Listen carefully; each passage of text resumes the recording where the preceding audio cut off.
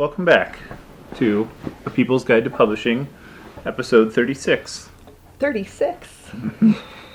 We're getting old. My name is Elly Blue. I am the editor who doesn't care about grammar.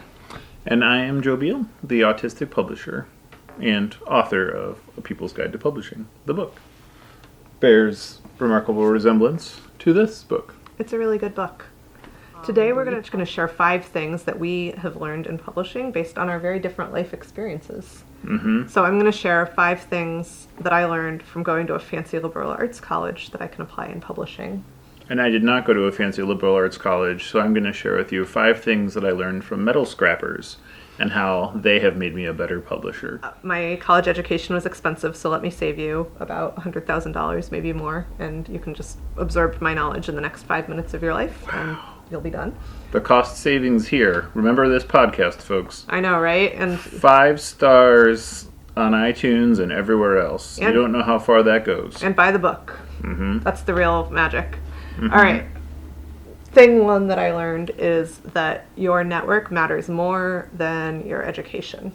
When I went to school, I was surprised to learn that what I majored in did not matter because I was going to that school. The people that I met are the people who mattered. And it's so true. Like, the people that I met there, a lot of them were first-generation college students. A lot of them were from wealthy backgrounds. There was a great diversity of people. But just by virtue of being there, we had, joined this kind of elite enclosed society. And not only was I networked with the individual people I met in college, but now whenever I meet someone else who went to my college, even in a different decade, we're in the same network and we have a bond. Or when I meet someone who went to a different college like the college I went to, we can speak the same language. It's kind of eerie how valuable that is. And I would say that is the most valuable thing I got out of my education. But you can also get that from joining any kind of group. All right, thing 2 that I learned, this probably should have been thing 1. The other thing I learned in college that I use every day in publishing is being able to talk very, very confidently and in a detailed manner about a book which I have not read. This is a skill that I am very proud to have mastered, and I don't think I could have learned it anywhere but in college. So there you go. Maybe a college education is worth it for the bullshit factor alone. Mm-hmm. It makes me good at marketing, and, say what you will about those stereotypes. It is a very useful skill in my job, though. Mm-hmm. And I would say that thing 3 that I learned in college was actually something that I learned at one of my many jobs that I had in college. I usually had about 4 jobs at a time because I was, I had a lot of scholarships and I had a little bit of help from my family and I was paying my way a lot of the way too. And part of what I learned was that one of my favorite jobs ever was the college phonathon, and just having the opportunity to kind of try out a lot of different jobs for a short term with low stakes was really valuable. And I learned something about myself I don't know if I would have learned otherwise, which is that I love selling. I loved calling people up during dinner and asking them for money. And that is a skill that I never would have discovered or used, but I love to do it. And now I'm the person that sends out cold email pitches to reporters and writers, and I love doing that. So 5 things that I learned from scrap metal collectors, the people that take away all of the recyclable junk from your world and turn it into money in their pocket, are really some of the most inspirational people that I encounter in my daily life. Thing number 1 is you have to be willing to go places that you are not welcome. This has served me so well throughout life because just given the nature of being autistic and the cultural ways that I express myself as a result of that, I am generally treated as unwanted everywhere I go. Much like the scrap metalers who, the other day I was taking some things out of our storage unit. The sun had not yet risen, and a person approached me and said, "Hey, can you unlock the recycling for me? I want to see if there's anything in there." And I was like, that is a bold maneuver, metaler.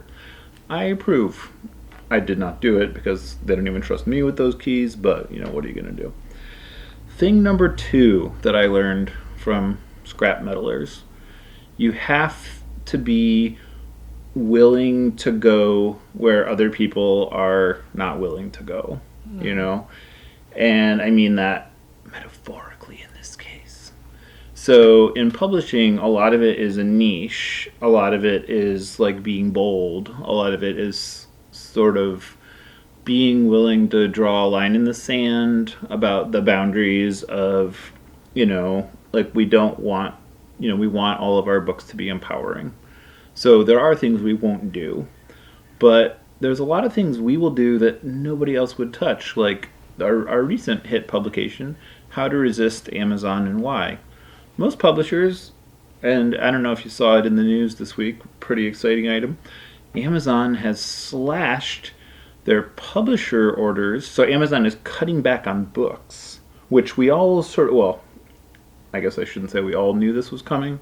I did predict this. If you want to go back and listen to some former episodes, I think it was actually episode 1 where I talked about this extensively, where you're only as independent as your distribution mechanism. And they are, by most accounts, cutting back on ordering 30 to 60% from a lot of publishers. And a lot of publishers are like, we don't know what we're going to do. That's basically our profit margin. So, again, many which ways. So you have to be willing to sell in places that most other publishers aren't willing or thoughtful enough to go to. And you have to be doing the kind of content that works in those arenas. So then step 3 is you have to be harder working, or I guess it's lesson number 3, than everyone else around you. Because, people come into this publishing industry and they're like, oh, what a great place to slack off. All you have to do is read all day. That is kind of the opposite of true. You do have to do sort of everything but read all day, because you have to really be doing everything but reading because you don't actually have time to read. And you have to be just incredibly diligent and hardworking, much like, people that think of places to go that other people are unwilling to go to collect scrap metal. Lesson number 4 is you kind of can't worry about your critics to a degree. You can't worry about your critics or how people judge you or people that think less of you. You really have to think about the people that strongly resonate with the work that you're doing and appreciate you for who you are and the service that you provide. It's like if you responded to negative criticism all day long, the only result of that is you're going to internalize that and hate yourself, and that's really no good. And so on the other end of that, you do have to sort of think about, is there any substance to this criticism that I feel does resonate and, I can learn from? That's sort of a different thing, By and large, you need to have room for self-reflection and, learn from your critics, unless you just don't agree with them. But you have to actually think it through and say, is there any kernel of truth here? Lesson 5 that I have taken from scrap metalers: you have to kind of get up every day, not necessarily knowing what you're going to do, but to sort of be up for anything. You have to be ready for the challenges that await you, even not knowing what they will be. And, I say that just because it's there were years where I came to work every day and it was I would carve out a piece of work that would take me 8 hours, and 75% of the time I wouldn't even touch or get started on that because there would be so many things on fire, metaphorically again, that would need my attention, or just things had happened that were more pressing than the things that I had intended to do. Thanks so much for joining us once again on A People's Guide to Publishing, the podcast, episode 36. I am your host, Joe Beal, the Autistic Publisher.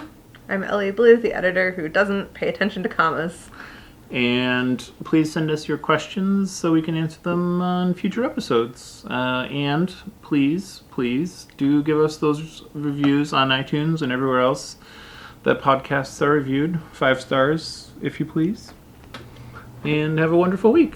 Thank you. You can find us on the internet at microcosmpublishing.com or microcosm.pub if you want to keep it short and simple. You can also find us on Twitter at Microcosm, on Facebook at Microcosm Publishing, on Instagram at Microcosm_pub, and here in Portland on North Williams Avenue. Thank you so much.